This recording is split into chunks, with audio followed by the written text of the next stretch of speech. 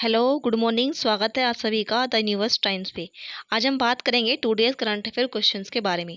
इसमें total 15 questions रहेंगे, एक एक करके हम इन सभी क्वेश्चंस को देखेंगे। तो चलिए वीडियो को शुरू करते हैं। क्वेश्चन नंबर 1, किस देश ने तेल रिसाव की घटना के बाद आपातकाल घोषित कर दिया है? तो ऐसा कौन सा देश है जहाँ पर तेल रिसाव की अभी घटना हुई है? तो ये है रसिया, यानी कि ऑप्शन बी सही है। ये जो तेल रिसाव की घटना हुई है, ये हुई है नोरिल शहर में, जो रसिया है। रसिया का एक काफ़ी फेमस शहर है, नोरिल्स नाम है उसका। तो उसमें ये घटना हुई है। और ये जो है रसिया का, ये है, ये जो है रसिया की इसको निकिल कैपिटल बोला जाता है, क्योंकि यहाँ पे जो है निकिल जो एक धातु होती है, तो उसका जो है बहुत ही बड़े पैमाने पर उत्पादन होता है। और ये जो रिसाव हुआ है तेल का, ये हुआ है अंबरनाया नदी में। अंबरनाया जो नदी है, ये जो है एक और नदी है पियासिनो। तो जो पियासिनो नदी है, उसकी सहायक नदी है अंबरनाया नदी। तो ये जो सहायक नदी है अंबरनाया नदी, उसमें ये तेल रिसाव की घटना हुई है। और इसके अलावा जो लोकेशन है रशिया की, वो है आर्कटिक महासागर। और इसकी राजधानी जो है वो है मॉस्को। और इसकी जो करेंसी है वो है रूबल। और यहाँ के जो पीएम है, राष्ट्रपति हैं, वो हैं व्लादिमीर पुतिन। ये भी आपको याद रखना है। चलते हैं नेक्स्ट क्वेश्चन पे। ये है उस नदी की फ़ोटो, जो ये नदी है, इसका नाम है अंबरनाया। तो ये उस नदी की फ़ोटो है जहाँ पर बहुत ही ज़्यादा मात्रा में तेल रिसाव हुआ है। तो ये सफ़ेद पानी से बिल्कुल लाल हो चुकी है, देखिए। तो बहुत ही अधिक मात्रा में ये रिसाव हुआ है। ये रिसाव इसलिए हुआ है क्योंकि जो टैंक था, उस टैंक की 30 साल से कोई मरम्मत नहीं हुई थी। और वो टैंक जो है बर्फ़ पे टिका हुआ था। तो जब वो बर्फ़ पिघली, तो वो टैंक जो है इम्बैलेंस हो गया, और वो उसका सारा पानी इधर नदी में प्रवाहित हो गया। तो ये है वो नदी। चलते हैं नेक्स्ट क्वेश्चन पे। किस देश ने प्रवासी आबादी को कम करने का फैसला लिया है? तो जो प्रवासी आबादी होती है, तो जो बाहर से जाकर दूसरे देश में लोग काम करते हैं, उनको बोलते हैं प्रवासी आबादी, या लोग वगैरह जो होते हैं। तो ये किया है कुवैत ने। कुवैत जो है गल्फ़ कंट्रीज़ है, और इधर सऊदी अरब वगैरह के से अपनी बॉर्डर शेयर करता है। और ये ध्यान रखना कि जो कुवैत ने क्या कहा है कि जो 70% लोग रखेंगे ये अपने ही देश के रखेंगे। बाकी जो 30% रहेंगे, वो रहेंगे जो बाहर के जो प्रवासी होंगे। और इसके अलावा ये भी याद रखना है कि सबसे अधिक जो है ना, इन प्रवासी में सबसे अधिक जो होते हैं वो भारतीय होते हैं, 9.5 लाख। तो इससे क्या होगा कि बहुत सारी जो भारतीय प्रवासी लोग हैं जो कुवैत में जाकर काम करते हैं, अब ये डर है कि उनकी नौकरियां अब चली जाएंगी, उनकी नौकरियां। तो बहुत ही ज़्यादा नौकरी खोने का डर है। और इसके अलावा अगर ये डर का वजह, अगर जो कुवैत ने है वो अपना ये जो फैसला लिया है उसको प्रॉपर तरीके से कर सही मान लिया, तो अब आगे देखते हैं क्या होता है। इसके अलावा ये भी याद रखना है कि जो यहाँ की राजधानी है कुवैत की, वो है कुवैत सिटी। इसकी जो करेंसी है वो है कुवैती दिनार। और यहाँ की जो भाषा है वो है अरबी। सबसे बड़ा द्वीप जो है यहाँ का बुमियान है। और यहाँ के जो पीएम है वो है नसीर मोहम्मद अल अहमद अल साबा। इसके अलावा अगर लोकेशन की बात करें, तो ये है कुवैत। और इससे जो अपने दो देश अपनी बॉर्डर को शेयर करते हैं, एक तो इराक और एक सऊदी अरब। इसके अलावा ये है पर्सियन गल्फ, और ये है इसका सबसे बड़ा द्वीप, बुमियान जो है सबसे बड़ा द्वीप इसका ये है। और पर्शियन गल्फ में इसकी लोकेशन हो जाएगी। ये था कुवैत। चलते हैं नेक्स्ट क्वेश्चन पे। इंडिका नामक शब्द से बना इंडिया किस भाषा से लिया गया है? तो जो हमारा इंडिया है, जिसको हिंदी में भारत कहते हैं हम, तो जो इंडिया शब्द लिया गया है, ये लिया गया है इंडिका नामक वर्ड से। अब जो ये इंडिका नामक वर्ड है, ये कौन सी भाषा का वर्ड है इनमें से? तो ये है ग्रीक भाषा का वर्ड, ग्रीक भाषा का शब्द है ये। अब अभी ये चर्चाओं में रहा था, क्योंकि एक दिल्ली के बिजनेसमैन है जिन्होंने सुप्रीम कोर्ट में याचिका दायर की थी कि हम जो है चाहते हैं कि जो इंडिया है, भारत को इंडिया ना कहा जाए, सिर्फ भारत ही कहा जाए। तो लेकिन सुप्रीम कोर्ट ने इससे मना कर दिया अपना नाम चेंज करने से, क्योंकि सुप्रीम कोर्ट ने कहा है कि ये काम जो है संसद का है। ये काम जो है सुप्रीम कोर्ट नहीं कर सकता, संसद का काम है। संसद को संविधान में संशोधन करने के बाद ये काम करना पड़ेगा। तो ये जो है आर्टिकल 1 में साफ साफ लिखा हुआ है कि जो भारत अर्थात इंडिया, दोनों ही नाम लिखे हुए हैं। आर्टिकल 1 में दोनों ही नाम लिखे हुए हैं कि भारत अर्थात इंडिया राज्यों का संघ होगा। इसलिए सुप्रीम कोर्ट जो है इसमें दखलंदाजी नहीं दे सकता, इसको संसद ही संशोधन के द्वारा हटा सकती है। ये था ये मामला। चलते हैं नेक्स्ट क्वेश्चन पे। कौन सा एक्सप्रेसवे को ग्रीन फील्ड प्रोजेक्ट में बदला जाएगा? तो ये बदला जाएगा दिल्ली अमृतसर कटरा एक्सप्रेस। जो दिल्ली अमृतसर कटरा एक्सप्रेसवे है उसको बदला जाएगा ग्रीन फील्ड प्रोजेक्ट में, उसको और बड़ा कर दिया जाएगा। बड़ा करने के अंतर्गत जो है इसमें पंजाब राज्य के 5 स्थल आ जाएंगे, 5 शहर आ जाएंगे। वो कौन कौन से हैं? नकोदर, सुल्तानपुर लोधी, गोइंदवाल, खडूर साहिब व तरन तारण। ये जो है सारे के सारे धार्मिक स्थल हैं और ये सिखों से जुड़े हुए धार्मिक स्थल है सारे के सारे। तो इसलिए, और इसके अलावा ये कहा जा रहा है कि जो ये है एक्सप्रेसवे दो, वो उसका निर्माण जो है वो 2023 तक पूरा का पूरा कंप्लीट हो जाएगा। और अगर बात करें इस एक्सप्रेसवे की, तो ये एक्सप्रेसवे कुल 4 राज्यों से होकर गुजरता है। एक तो दिल्ली, उसके अलावा जम्मू एंड कश्मीर, और उसके अलावा हरियाणा और पंजाब ये भी आपको याद रखना है। और चलते हैं नेक्स्ट क्वेश्चन पे। किस राज्य सरकार ने पुलिसों के लिए स्पंदन अभियान शुरू किया है? तो ये शुरू किया है छत्तीसगढ़ ने। तो स्पंदन अभियान यानी कि जो पुलिस हैं उनको उनका तनाव दूर करने के लिए, पुलिस का तनाव जो दूर करने के लिए इस अभियान को शुरू किया गया है, ताकि जो पुलिस के बड़े अधिकारी रहते हैं और जो छोटे होते हैं जैसे कांस्टेबल या हेड कांस्टेबल वगैरह, उन सब की एक मीटिंग हुआ करेगी हफ्ते में एक बार। पुलिस लाइन में उनकी एक हफ्ते में एक बार मीटिंग हुआ करेगी, ताकि जो छोटे पुलिस ऑफिसर हैं उनका जो तनाव है उनको दूर किया जा सके। तो इसका जो राइट आंसर है वो है छत्तीसगढ़। ठीक है, छत्तीसगढ़ की जो राजधानी है वो है रायपुर, और यहाँ के जो सीएम हैं वो हैं भूपेश बघेल, और यहाँ की जो गवर्नर हैं वो है अनुसुईया उइके, और यहाँ का जो हाई कोर्ट है वो है बिलासपुर में। बिलासपुर काफ़ी बड़ी सिटी है इनकी, तो जिनका हाई कोर्ट है वो है बिलासपुर में।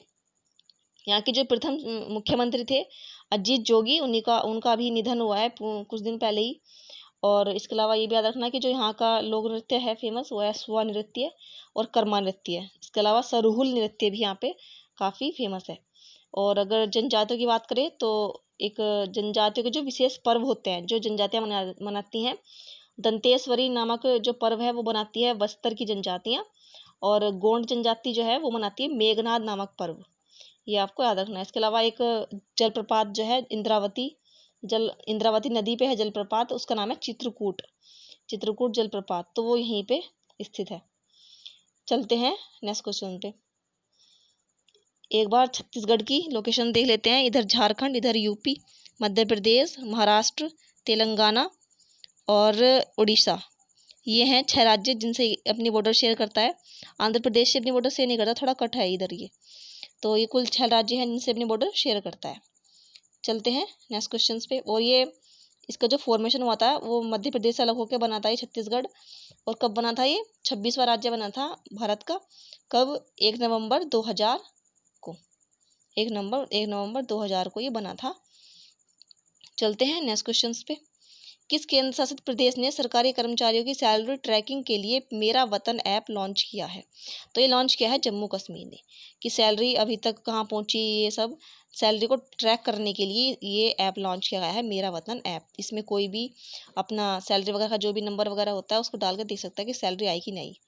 और जो जम्मू कश्मीर है उसके जो हैं गवर्नर वो हैं लेफ्टिनेंट गवर्नर उपराज्यपाल, वो है गिरीश मुर्मू। ये आपको याद रखना है। राजधानी यहाँ की श्रीनगर है। नेक्स्ट क्वेश्चन, लोकेशन की बात करें तो ये है जम्मू कश्मीर और लद्दाख, हिमाचल प्रदेश और पंजाब, ये 3 राज्य हैं जिसके साथ अपने बॉर्डर शेयर करते हैं। इसके अलावा यहाँ पे है इंटरनेशनल बॉर्डर पाकिस्तान का। नेक्स्ट क्वेश्चन, 2022 महिला एशियाई फुटबॉल कप की मेजबानी कौन सा देश करेगा? तो ये करेगा भारत। जो 2022 के महिला एशियाई फुटबॉल कप फुटबॉल होगा एशियाई कप, वो होगा भारत में। और किसके द्वारा कराया जाएगा? ये कराया जाएगा एशियाई फुटबॉल संघ द्वारा। जो एशियाई फुटबॉल संघ है उसकी स्थापना हुई थी 8 मई 1954 को। हेडक्वार्टर है इसका कुआलालंपुर में, और कुल जो इसके देश हैं सदस्य देश वो है 47। ये आपको याद रखना है। चलते हैं नेक्स्ट क्वेश्चन पे। भारत सरकार अगले 5 वर्षों में देश में कितने शहरी वनों को विकसित करने के लिए नगर वन योजना लागू करेगी? तो अभी ये लागू किए जाएंगे 200, यानी कि बी ऑप्शन सही है। और जो पर्यावरण मंत्री हैं प्रकाश जावड़ेकर, उन्होंने ये बात पर्यावरण जो कल पर्यावरण दिवस था ना 5 जून को, उसके दिन कही ये बात कि जो शहरी वन हैं 200 शहरी वन उनको शहरी वनों में विकसित किया जाएगा, जो 200 के 200 हैं पूरे के कंप्लीट। तो ये आपको याद रखना है। जो इसके अलावा अगर बात करें जो भारतीय वानिकी के पिता कहे जाते हैं, वो कहे जाते हैं डेट्रिच ब्रैंडिस को। डेट्रिच जो ब्रैंडिस हैं उनको कहा जाता है भारतीय वानिकी के पिता। और पर्यावरण मंत्रालय आता है जावड़ेकर जी के पास, प्रकाश जावड़ेकर। ये आपको याद रखना है। चलते हैं नेक्स्ट क्वेश्चन पे। कौन से मंत्रालय ने आई कमिट पहल शुरू की है? तो ये शुरू की है विद्युत मंत्रालय ने। विद्युत मंत्रालय जो है उसने शुरू की है आई कमिट पहल। अब ये किस लिए शुरू की गई है? जो नवीकरणीय ऊर्जा है जैसे कि सौर ऊर्जा, अक्षय ऊर्जा, उनको बढ़ावा देने हेतु शुरू की गई है ये आई कमिट पहल। इसके अलावा ये भी याद रखना है कि जो बिजली है, जो बिजली का विषय है विद्युत है, वो आता है समवर्ती सूची में। समवर्ती सूची में अभी जो इसको प्रॉपर तरीके से कराएगी ये पहल को, ये कराएगी एनर्जी एफिशिएंसी सर्विस लिमिटेड। ये जो है विद्युत मंत्रालय के अंतर्गत ही एक विभाग है और ये सरकारी विभाग है। विद्युत मंत्रालय के अंतर्गत ये काम करता है और इसकी जो स्थापना हुई थी वो हुई थी 10 दिसंबर 2006 को। इसके जो अध्यक्ष हैं इस टाइम पे वो हैं राजीव शर्मा। ये आपको याद रखना है। चलते हैं नेक्स्ट क्वेश्चन पे। रोमानिया में भारत के अगले राजदूत कौन होंगे? तो जो रोमानिया देश है उसमें एक यूरोपियन कंट्री है, ये भारत के अगले राजदूत जो है वो नियुक्त किए गए हैं। वो उनका नाम क्या है? तो ये हैं राहुल श्रीवास्तव। ये है राहुल श्रीवास्तव। और जो रोमानिया है, रोमानिया की कैपिटल है बुखारेस्ट। रोमानिया की जो करेंसी है वो है रोमानियन ल्यू यानी मुद्रा। और यहाँ के जो राष्ट्रपति हैं वो हैं क्लास अयूहनिस। और यहाँ की जो पीएम है वो है लुडोविक अर्बान। ये भी आपको याद रखना है। इसके अलावा अगर लोकेशन की बात करें रोमानिया की, तो इसकी जो लोकेशन है वो हो जाएगी ब्लैक सी में हो जाएगी रोमानिया की लोकेशन। और इसके अलावा जो इससे देश अपना बॉर्डर शेयर करते हैं वो है यूक्रेन और ये मालदोवा, और इधर ये यूक्रेन ही है, और ये इधर हंगरी, इधर सर्बिया और इधर ये बुल्गारिया। ये हो जाएंगे टोटल 5 कंट्री जो रोमानिया से अपनी बॉर्डर को शेयर करते हैं और लोकेशन इसकी ब्लैक सी में। ये आपको याद रखना है। चलते हैं नेक्स्ट क्वेश्चन पे। EY world entrepreneur of the year पुरस्कार से किन्हें सम्मानित किया गया है? तो ये हैं किरण मजूमदार शॉ। जो किरण मजूमदार शॉ हैं, ये देखिए फोटो में, ये हैं किरण मजूमदार शॉ। तो इनको EY world entrepreneur of the year के पुरस्कार से सम्मानित किया जाएगा। ये जो हैं MD हैं और इस टाइम पे और संस्थापक भी रही हैं किसकी? बायोकॉन। इनकी जो कंपनी है उसका नाम है बायोकॉन।